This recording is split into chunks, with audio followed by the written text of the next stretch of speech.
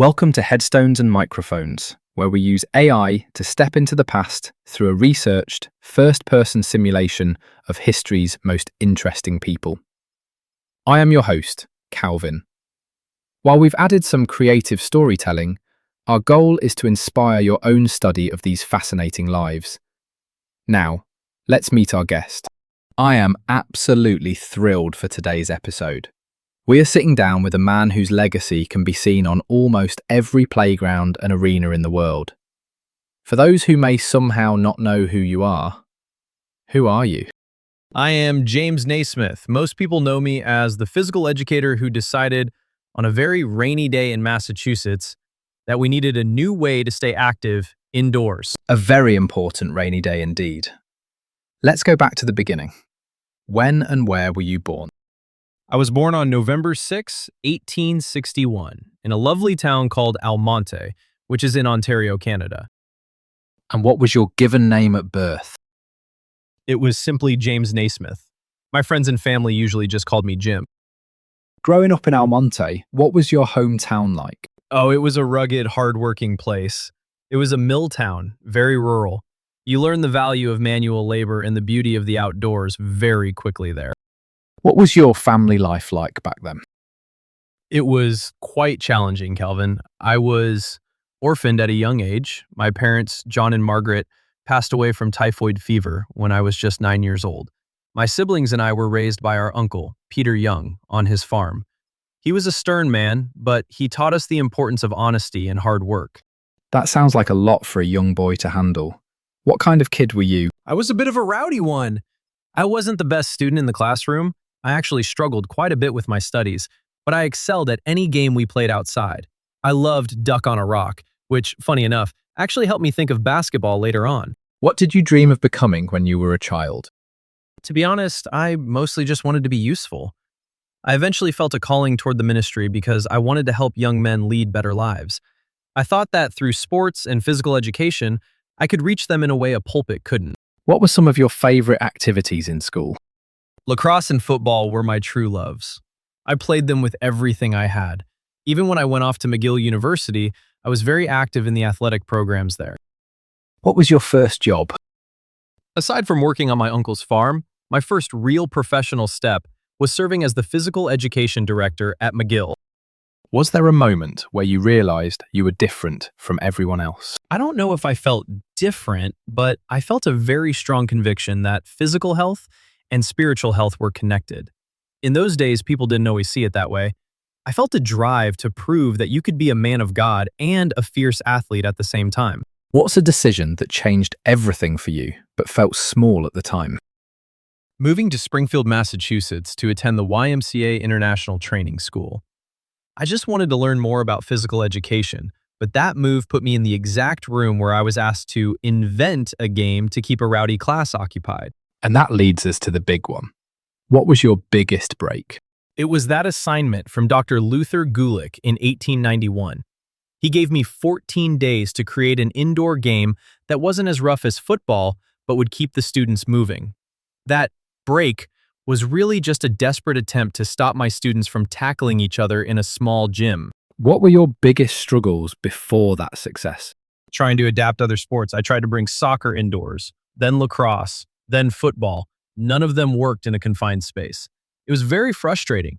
I remember sitting at my desk, crumbling up papers, thinking I was going to fail the assignment. Did you ever consider quitting? No, I was too stubborn for that. But I certainly felt like I was running out of time. The deadline was staring me in the face. Were there any specific daily habits or routines that you feel were essential to your success? Observation. I spent so much time watching how people moved and how they reacted to rules. Even the invention of the jump ball came from observing how to start a game fairly. What job would you have had if fame never happened? I likely would have been a full-time minister in a small Canadian town, or perhaps just stayed a quiet professor of physical education. What was your life like before fame? It was the life of a student and a teacher. Very humble, very focused on the philosophy of quote-unquote muscular Christianity. I lived quite simply. How did relationships change after the game took off?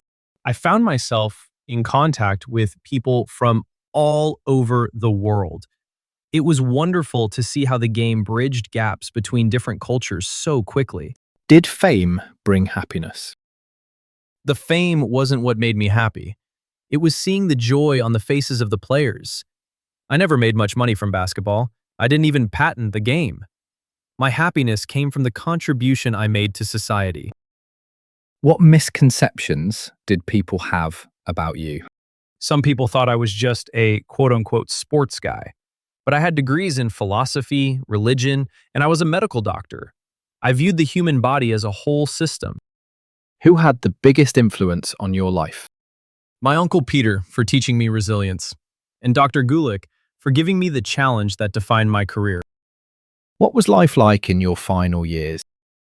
I spent much of my later life at the University of Kansas. I was a professor and a physician there. It was a very peaceful time, surrounded by students and the growth of the game I love. What were you working on in your career before you passed away?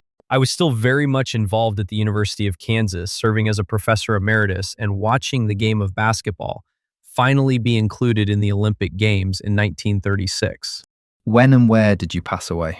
I passed away on November 28, 1939, in Lawrence, Kansas. What happened? I suffered a major brain hemorrhage. I was 78 years old, and it was simply my time to go. What's a random fact about you most people have never heard?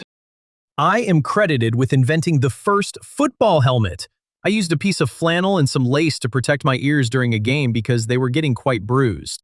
That is incredible. What's the craziest rumor ever told about you? That I was a great basketball coach. Ironically, I'm the only coach in University of Kansas history to have a losing record. I always said, you don't coach basketball, you just play it. What was your favorite food? I always had a fondness for a good, hearty Canadian meat pie. What was your favorite book? The Bible was always my primary guide, but I had a deep respect for any text on anatomy and physiology. Tell us a story nobody talks about. The very first game of basketball ended with a score of 1-0, and we had to get a ladder to get the ball out of the peach basket every time someone scored. We didn't think to cut the bottom out of the basket for quite some time. What advice would you give people chasing success? Don't chase the success. Chase the service. If you find a way to help people or solve a problem for them, the success will find you. And always remember to play fair. James, this has been an absolute honor. Before we sign off, do you have any closing remarks or stories you'd like to share with our listeners?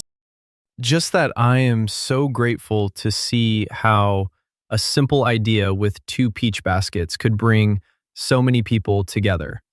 Life is like the game. You'll have your fouls and your missed shots, but as long as you keep moving toward the goal, you're doing just fine.